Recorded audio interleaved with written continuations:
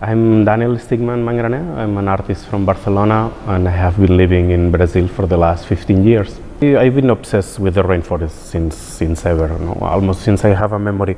When I was 8, 9 years old, I was already reading a lot of books. I wanted to be a biologist, but I was already fascinated, and really willing to go to Brazil.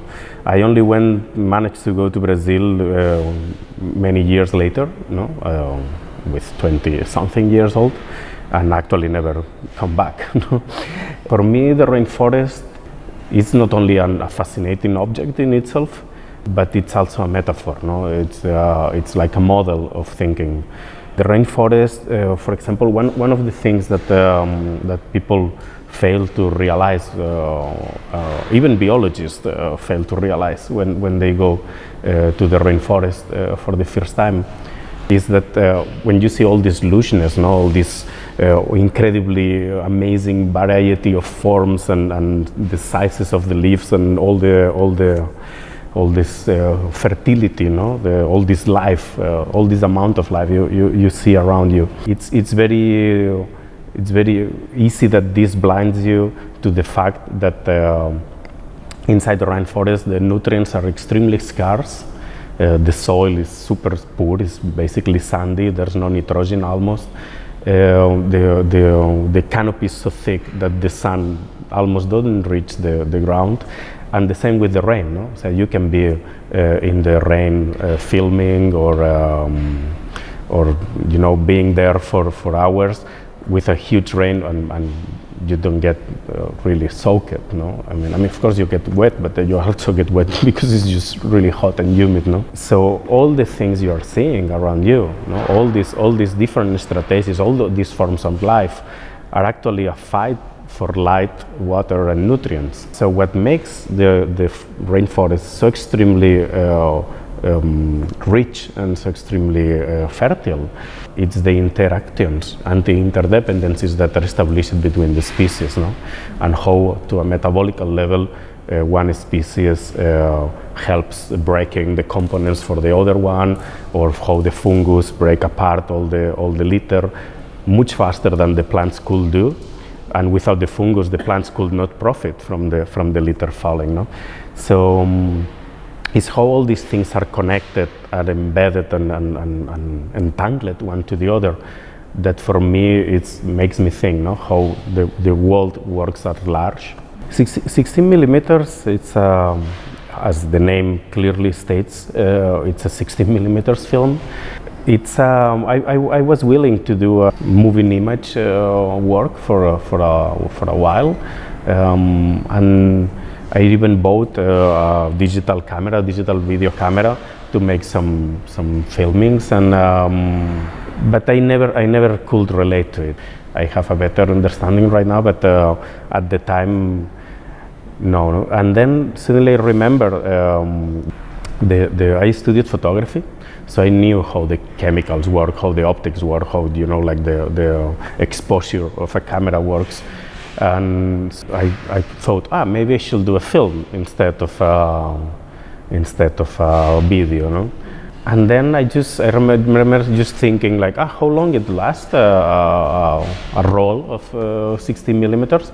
So I just went on Google, and then I found out this chart by Kodak that basically is a chart that you can introduce whatever thing you have, and it gives you the other factors. Like for example, you put, I have a length of 20 feet, and then it will tell you how many seconds you can film, or vice versa, Or you can change also the frame rate, etc. And I was like, 11 minutes, so how much is a meter? 5.18 seconds.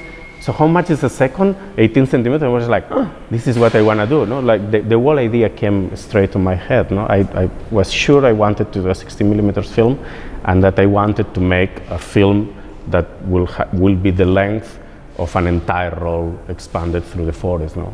But we built a custom dolly with one single motor that makes both things. So it makes the camera work as normal and consume the film.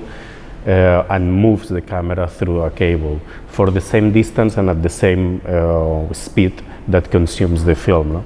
So if you film 1 meter, the camera moves exactly 1 meter, and vice versa. No? Both movements are completely linked. No? For me, it's a matter that how each different technology changes our way of perceiving the world. No? So it's just because Galileo Galilei invented the telescope that we know we are not the center of the universe. No, we are actually spinning around the sun, and the sun is, well, spinning all over the rest. It was the telescope that changed our understanding of which is our position in the universe. No? And the same happened with photography. The same will happen for sure with virtual reality. The Phantom started as an invitation from Lauren Cornell from the New Museum. She invited me to the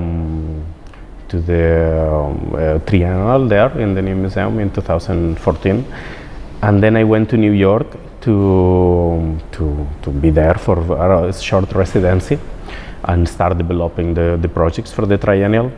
And I remember just arriving in New York, and the very first morning, she asked me, there's anything you would like to investigate while you are here in New York?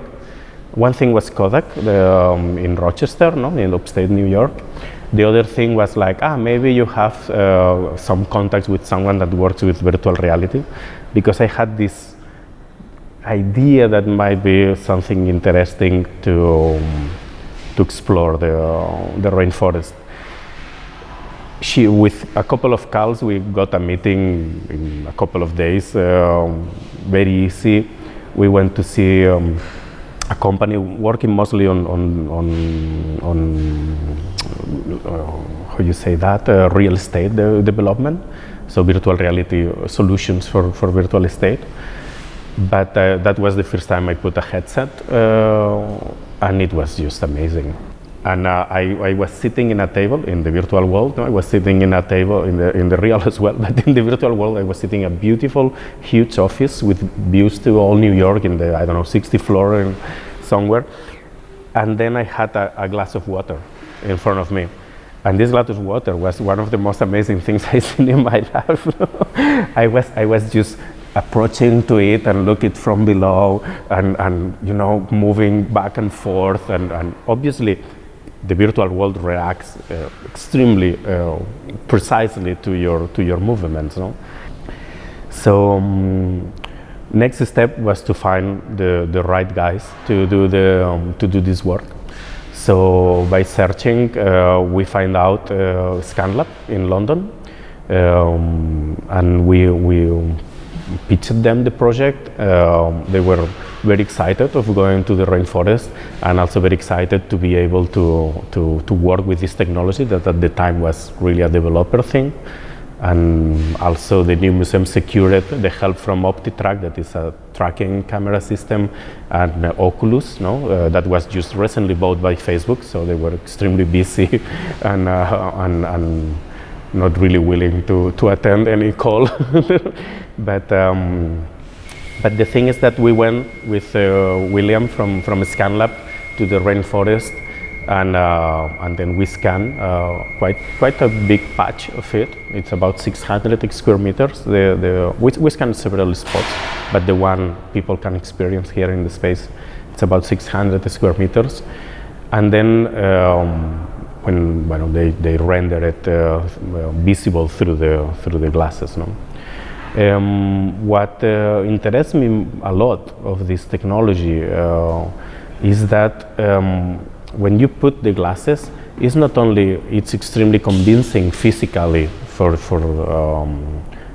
your perception, no? As I was just saying, but also what happens is that you put your glasses and you realize you see all the image of, it's very abstract image of the rainforest, all made with dots of light. That is where the laser touched something. So it's very abstract but hyper realistic at the same time. But then you realize you can move, you can approach things, you can look from close the stuff is there. But then you realize you don't have a body, because your body, you don't have an avatar of your body or anything. So suddenly you become dissolved into the rainforest. No? Where you look at your body, you only have branches and leaves where your body should be. No? Yeah, pues the title is Phantom, Kingdom of all the animals and all the beasts is my name.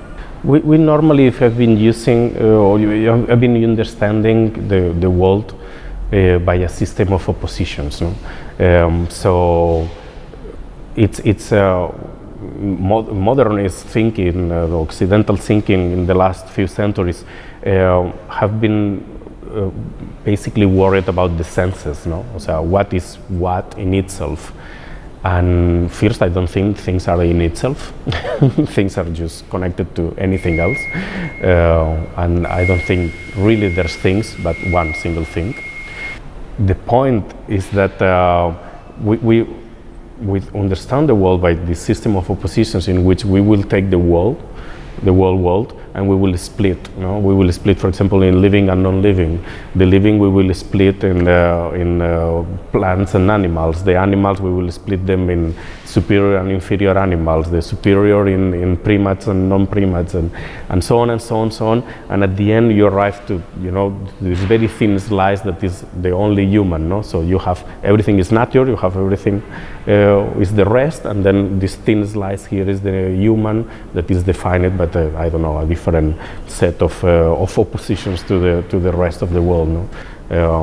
We are realizing that we are more and more hybrids, we are more entangled than, but we still operate within a framework of opposition, a framework of divisions. No? So is because we understand nature as something distant to us, something. So we are something in opposition to nature, even.